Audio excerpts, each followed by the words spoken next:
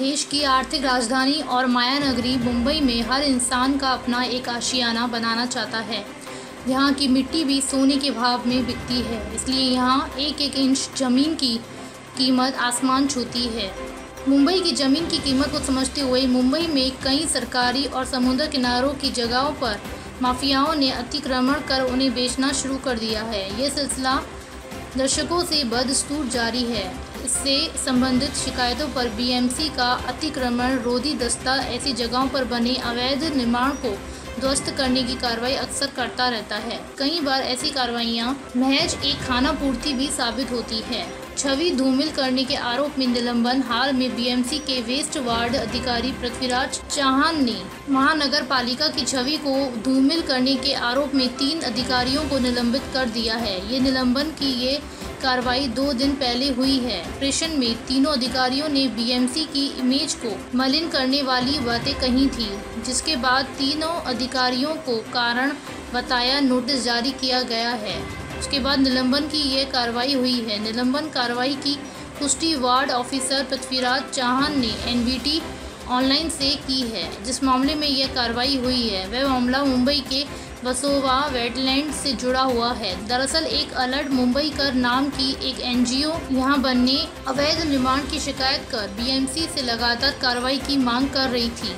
संस्था के अध्यक्ष इफ्तिखार शाह के मुताबिक वसोवा के वेटलैंड इलाके में हुए अवैध निर्माण की शिकायत पिछले कई महीनों से अलर्ट मुंबई कर एनजीओ कर रही थी, लेकिन बीएमसी और पर्यावरण के अधिकारी इन शिकायतों को नज़रअंदाज कर रहे थे। सिटिंग के बाद हुई कार्रवाई इस अवैध निर्माण को लेकर, जब एक सिटिंग वीडियो सामने आया जिसमें 3 बीएमसी अधिकारी और वेटलैंड पर अवैध इमारतें बनाने वाले ठेकेदार की मिलीभगत सामने आने के बाद बीएमसी कमिश्नर इकबाल सिंह चहल ने जाँच के आदेश दिए, जिसके बाद 3 बीएमसी के अधिकारियों का निलंबन कर दिया गया है।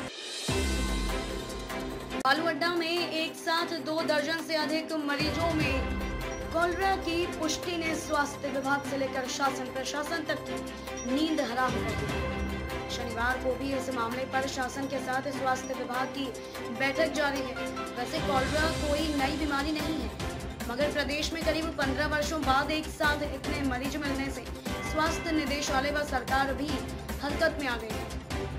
विशेषज्ञों के अनुसार कोलेरा विब्रियो कोलेरी बैक्टीरिया से होता है, जिसकी एकमात्र वजह सीवर यानी शौचालय के पानी का पेयजल में मिक्स हो जाना। इसका मतलब साफ है कि बालू अड्डा के पेयजल में कहीं ना कहीं से शौचालय का पानी पहुंचा, जिससे पीकर लोग एक साथ इतनी बड़ी संख्या में कोलेरा के शिकार हुए। लोहिया संस्थान के बाल रोग विशेषज्ञ डॉक्टर के यादव कहते हैं कि कोलेरा डायरिया का ही बिगड़ेल रूप है। इस बीमारी की वजह विब्रियो कोलेरी बैक्टीरिया, इसीलिए इसको कोलेरा कहते हैं।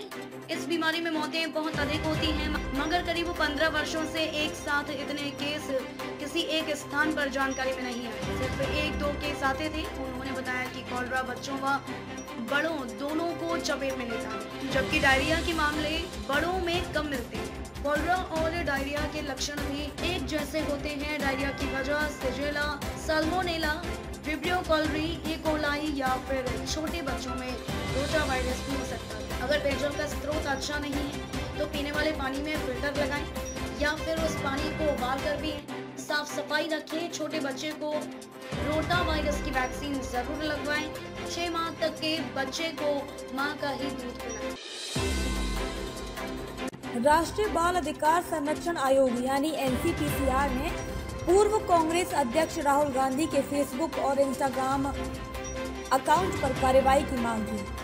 आयोग ने इस संबंध में दोनों सोशल नेटवर्किंग साइट को पत्र भी लिखा है। इसमें कहा कि राहुल गांधी ने अपने फेसबुक और इंस्टाग्राम अकाउंट पर जो वीडियो पोस्ट की है उससे नाबालिग पीड़िता के परिवार की पहचान उजागर हो रही है। ऐसा कर उन्होंने पॉक्सो कानून और जुवेनाइल जस्टिस यानी जेजे कानून का उल्लंघन किया है। ऐसे में उनके खिलाफ कार्रवाई होनी चाहिए। आयोग ने इस मामले में की गई कार्रवाई की रिपोर्ट को 3 दिन में जमा करने के लिए कहा है।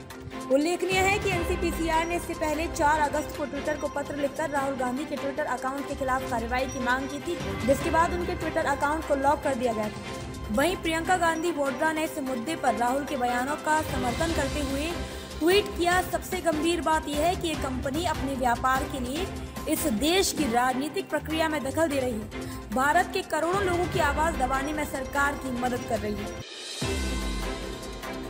मुख्यमंत्री योगी का ड्रीम प्रोजेक्ट कहे जाने वाला लोहिया संस्थान का एडवांस एपेक्स न्यूरोसाइंस सेंटर प्रस्ताव स्वीकृत होने के 2 वर्ष बाद भी शुरू नहीं हो पा रहा है, जबकि फरवरी 2020 में ही इसे मंजूरी दी जा चुकी है और इसके लिए 2021 में करीब 32 करोड़ रुपए का बजट भी स्वीकृत हो चुका है। सीएम खुद भी इसे जल्द से जल्द शुरू कराना चाहते हैं, मगर संस्थान के निदेशक सीएम योगी ने इस सपने को पूरा करने में दिलचस्पी नहीं ले रहे हैं। लिहाजा 2 वर्षों में प्रोजेक्ट एक कदम भी आगे नहीं बढ़ सका है। अगर ये सेंटर तैयार हो जाता तो बेड और वेंटिलेटर के अभाव में दम तोड़ते सैकड़ों मरीजों की जान बचाई जा सकती है। पहले तो करीब 1.5 वर्षों से संस्थान में स्थायी निदेशक नहीं होने व कार्यवाहक निदेशकों की भूमिका इसे लेकर अधिक सक्रिय नहीं होने से ये प्रोजेक्ट उलझा रहा। अब संस्थान में स्थायी निदेशक की नियुक्ति के बाद भी उनके ढुलमुल रवैये से काम आगे नहीं बढ़ पा रहा है। पीडियाट्रिक ट्रॉमा के लिए 20 बेड।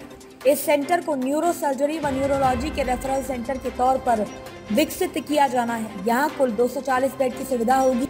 इसमें इंटेंसिव केयर यूनिट यानी आईसीयू के 30 बेड होंगे। साथ ही 20 बेड डेडिकेटेड ट्रॉमा न्यूरोसर्जन और हेड सर्जरी के लिए रिजर्व रखे जाएंगे। यहाँ पीडियाट्रिक न्यूरो सर्जरी के लिए 20 बेड का अलग वार्ड बनाया जाएगा। स्कूलों को खोले जाने को लेकर लंबे समय से इंतजार अब समाप्त हो रहा है। बच्चों का बस्ता तैयार है, अब बस हर किसी को 16 अगस्त का इंतजार। इसी के साथ कोरोना काल के चलते लंबे समय से बंद चल रहे स्कूल एक बार फिर गुलजार होंगे।